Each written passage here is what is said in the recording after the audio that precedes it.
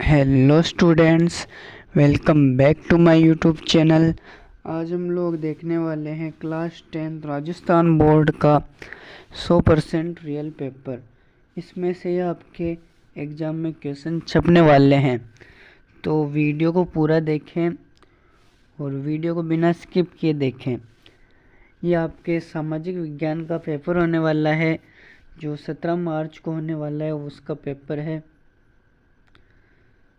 17 मार्च को जो आपके होने वाला है, वो इस पेपर है ये। तो वीडियो को शुरू करते हैं।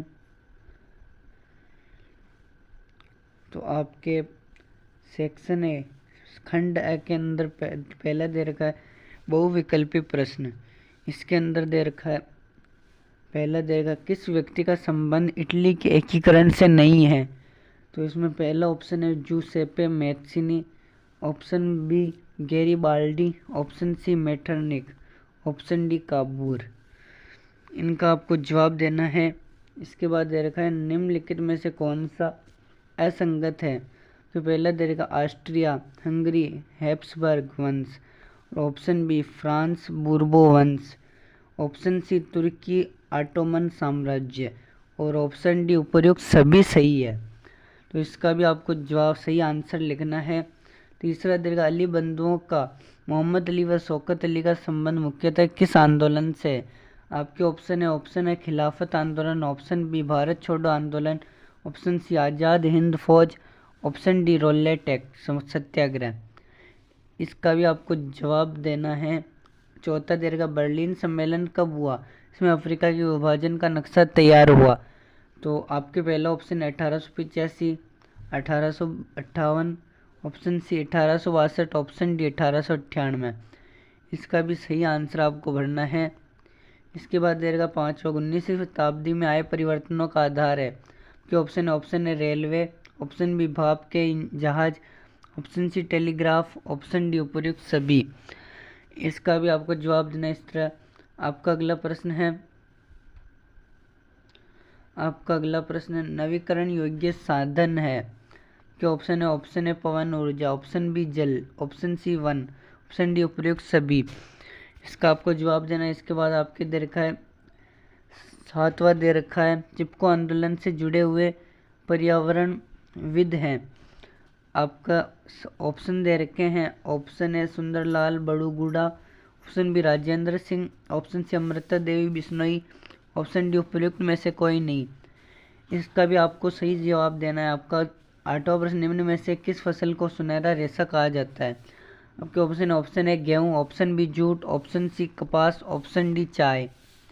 इसके बाद आपके दरगाह श्रीलंका में तमिल इलम का प्रभाव किस क्षेत्र में सर्वाधिक है। के ऑप्शन है उत्तर पूर्व श्रीलंका, दक्षिण पूर्व श्रीलंका, ऑप्शन सी दक्षिण पश्चिम श्रीलंका, ऑप्शन डी दक्षिण श्रीलंका। इसके बाद आपके अगला प्रश्न दे रखा है संविधान में कितनी भाषाओं का अनुसूचित भाषा का दर्जा दिया गया है। आपके ऑप्शन है 18, option B 21, option C 20, option D 22। इसके बाद आपके दे रखा है प्रति व्यक्ति आय है देश की कुल आय यानी कुल जनसंख्या, और ऑप्शन बी कुल जनसंख्या यानी देश की कुल आय, और ऑप्शन सी सकल घरेलू उत्पाद या कुल जनसंख्या, ऑप्शन डी कुल जनसंख्या सकल घरेलू उत्पाद। इसके बाद आपके दे रखा भारत में वन्य जीव अधिनियम किस वर्ष लागू किया गया। आपके ऑप्शन है 1972, option B 1974, option C 1973, option D 1998। इसके बाद निम्नलिखित में से सड़क परिवहन के प्रकार है। Option A bus, option B rail, option C हवाई जहाज, ऑप्शन डी जलयान। इसका भी आपको सही जवाब देना है। इसके बाद दे रखा है कौन सा विकल्प सेवा क्षेत्र को व्यक्त नहीं करता। के ऑप्शन है डेयरी उत्पादन, ऑप्शन बी परिवहन, ऑप्शन सी भंडारण, ऑप्शन डी संचार। इसके बाद आपके दे रखा उदाहरण देने का नवीनतम विकसित स्रोत है। आपके ऑप्शन है निजी बैंक, ऑप्शन बी स्वयं सहायता समूह, ऑप्शन सी ग्रामीण बैंक, ऑप्शन डी व्यावसायिक बैंक।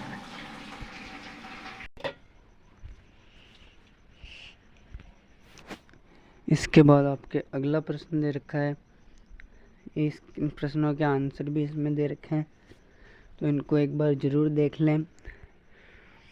और अगला प्रश्न है, रिक्त स्थान की पूर्ति करो। पहला दे रखा है, जून 1992 में ब्राज़ील के खालिस्तान शहर में प्रथम अंतर्राष्ट्रीय पृथ्वी सम्मेलन का आयोजन हुआ था। आपके सही जवाब है रियो डी जेनेरो। आपका अगला प्रश्न, खालिस्तान केंद्र सरकार की ओर से करेंसी नोट जारी करता है। तो आपको पता है रिजर्व बैंक केंद्र सरकार की ओर से करेंसी नोट जारी करता है। इसके बाद आपके दे रखा है, बांग्लादेश ग्रामीण बैंक के संस्थापक एवं 2006 में शांति के लिए नोबेल पुरस्कार से सम्मानित मोहम्मद यूनुस है, प्रोफेसर मोहम्मद यूनुस। ये आपके सही जवाब हो जाएगा। आपके अगला प्रश्न है, प्रथम विश्व युद्ध सन 1914 ईस्वी में प्रारंभ हुआ। इसके बाद आपके पांचवा असहयोग आंदोलन जनवरी 1921 में प्रारंभ हुआ। छठा है, ग्रामीण क्षेत्र हेतु कृषि क्यों महत्वपूर्ण है। इसके बाद आपके दे रखा, ग्राम पंचायत का मुखिया सरपंच कहलाता है। और इसके बाद आपके दे रखा है अगला प्रश्न, गिरमिटिया मजदूर किसे कहते हैं। अतिलघुत्मक प्रश्न, एक शब्द में एक पंक्ति में इनका आंसर देना है। इसके बाद आपके दे रखा है दूसरा, वैश्वीकरण से आप क्या समझते हैं। और तीसरा दे रखा, विश्व पर्यावरण दिवस कब मनाया जाता है। और चौथा प्रश्न है, विश्व का सबसे अधिक वर्षा वाला स्थान कौन सा है। इन सब का आपको जवाब देना है। इसके बाद पांचवा है, रोपण कृषि से आप क्या समझते हैं। इसके बाद आपके दे रखा है, भारतीय मुद्रा का क्या नाम है। और इसके बाद दे रखा है, सरकार के कितने अंग होते हैं। इसके बाद विमुद्रीकरण से आप क्या समझते हैं। इसके बाद आपके प्रश्न, उदारीकरण से आप क्या समझते हैं। इसके बाद हमारे देश के सबसे बड़े बैंक का नाम क्या है। इन सब का आपको जवाब देना है। फिर आपके सेक्शन बी के अंदर लघुत्रात्मक प्रश्न आ गए, जिनका शब्द आपको 50 शब्दों में देना है लगभग। पहले चौथा प्रश्न दे रखा है, चौथा प्रश्न, बिस्मार्क के बारे में आप क्या जानते हैं। और पांचवा दे रखा, पूना पैक्ट कब व किनके मध्य हुआ था। और छठा दे रखा, महामंदी के 2 कारण लिखिए। इसके बाद आपके दे रखा सातवां, नवीकरण और अनवीकरण संसाधनों में अंतर लिखो। इसके बाद है, जैव विविधता क्या है। फिर आपके दे रखा, वाणिज्यिक कृषि के प्रमुख विशेषता लिखिए। 10वां, उपभोक्ता किसे कहते हैं, उपभोक्ता के 2 कर्तव्य लिखिए। इसके बाद 11वां, गठबंधन सरकार से आप क्या समझते हैं। इसके बाद 12वां, जैव संसाधन व अजैव संसाधन में क्या अंतर है। 13वां दे रखा, वैश्वीकरण व विदेशी निवेश को आकर्षित करने हेतु भारत सरकार द्वारा क्या कदम उठाए गए।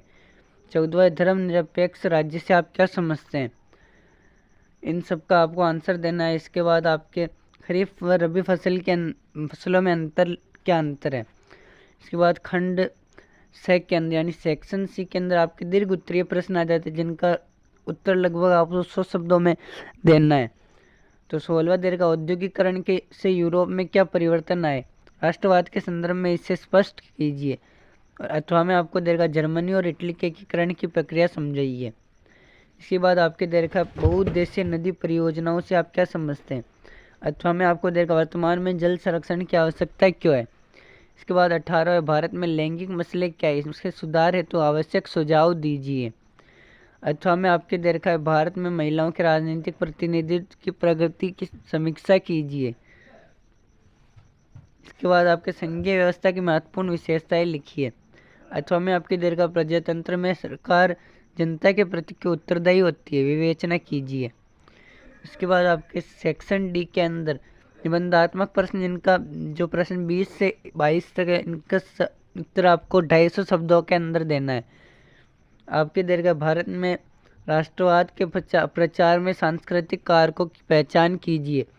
अथवा में आपके दे रखा, सविनय अवज्ञा आंदोलन की उपलब्धियों व सीमाओं की विवेचना कीजिए। इसके बाद आपके 21वां, परंपरागत ऊर्जा स्रोतों के नाम लिखे एवं किसी एक का वर्णन कीजिए। अथवा में आपके दे रखा, भारत में प्रमुख एवं गैर परंपरागत शक्ति के साधन कौन कौन से, वर्णन कीजिए। 22वां, आपके मैप वाला क्वेश्चन दिए गए भारत के रेखा मानचित्र में निम्नांकित को अंकित कीजिए। अ रावत भट्टा, ब नरोरा, स कलपक्कम, द तारापुर, इनको आपको भरना है। अथवा में आपके देखा दिए गए भारत के रेखा मानचित्र में निम्नलिखित को अंकित कीजिए। अ दुर्ग, ब नेल्लोर, स अजमेर, द गया। इस तरह आपको इन सब के आंसर देने हैं। तो आई होप आपको ये वीडियो अच्छी लगी होगी। इस वीडियो को लाइक करें, शेयर करें और हमारे चैनल को सब्सक्राइब करें।